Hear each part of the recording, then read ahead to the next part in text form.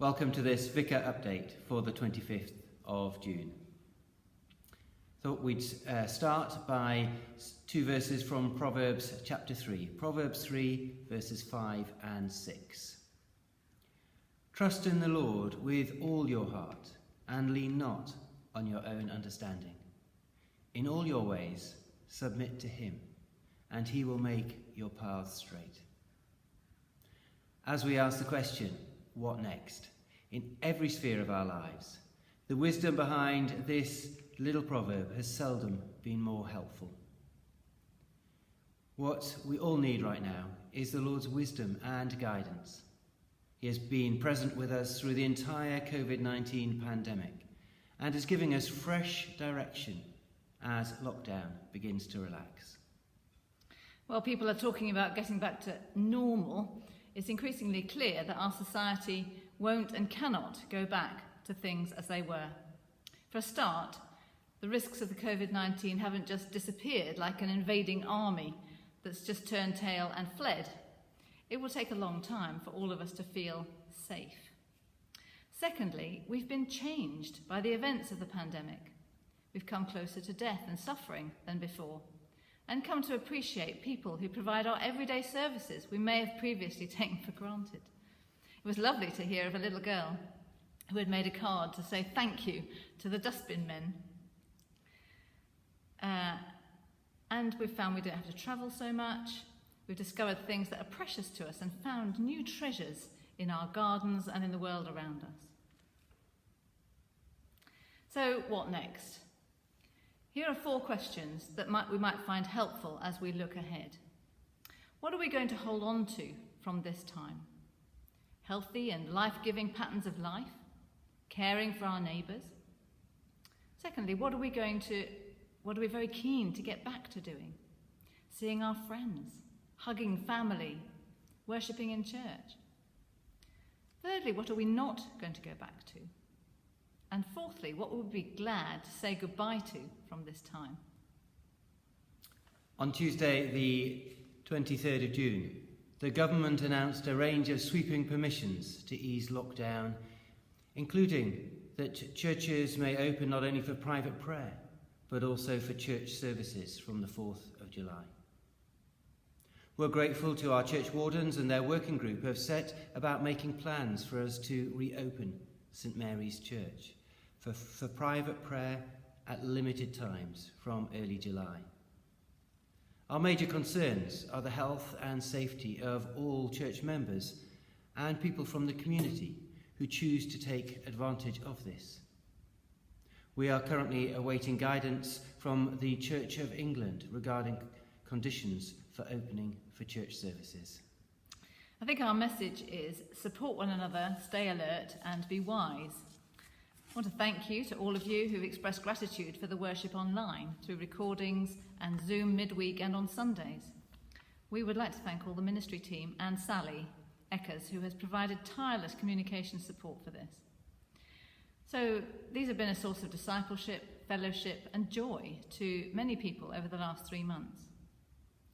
As we consider meeting again in person to worship, albeit without singing, we're mindful that we will not all be ready to worship together, and that will be a decision each person takes in their own timing. We'll continue to support our more vulnerable folk and don't want anyone to be left out. We're considering a mixed economy of online and physical services as we go forward. There may be changes to published services over the summer, and we'll be working towards a definite plan for the autumn. We'll let you know by weekly email and on the parish website what the up-to-date plans are as they unfold. Meanwhile, do meet to support and encourage one another, obviously safely. We don't need a church service to do that. We were encouraged to hear of a life group who have started meeting regularly outside to chat and to pray. During this crisis, it's sad that the Walton and Hersham Food Bank have been so busy and expect this to continue for a number of months, supporting the most vulnerable people and families. However, it's good news that they've increased their capacity to serve these needs and we're delighted to be able to partner with them and to be able to continue to provide a location at our St John's Church for ongoing food collection and distribution with the use of our whole building and shed. Thank you to those of you who have been giving regularly during this time and to those who have increased their giving, because giving has not gone down over the last 3 months, and we are really grateful for that. However, the church is still facing huge financial challenges, including because of the loss of premises hire income during this lockdown period. But it can't be denied that our income through giving has not met our outgoings. Our outgoings, there's significant elements of that, our staff, our contribution to the diocese, and our giving to missions. But that has not been covered for some time. It's 12 years since the church decided to employ the church army evangelists and a children and youth minister using reserves, in faith that the giving of church members would increase to cover ongoing costs in time. The reserves are now gone, and the regular giving never did match the regular outgoings. Please pray for our church. We need everyone to own this crisis in giving, and we'll need to make some tough decisions very soon. So trust in the Lord is very apt. What a blessing it's been to do the Bible course over this last couple of months and obtain an overview of the big story of the Bible. We've seen how Jesus Christ is the culmination and fulfillment of the whole story of God and his people. In the last book, Revelation, we get a glimpse of how the story ends. The world is put right, Jesus is on the throne, and his followers are on the winning side. This eternal reality has sustained Christians through many dark times and gives us a reason for hope today. We're trusting in God's faithfulness.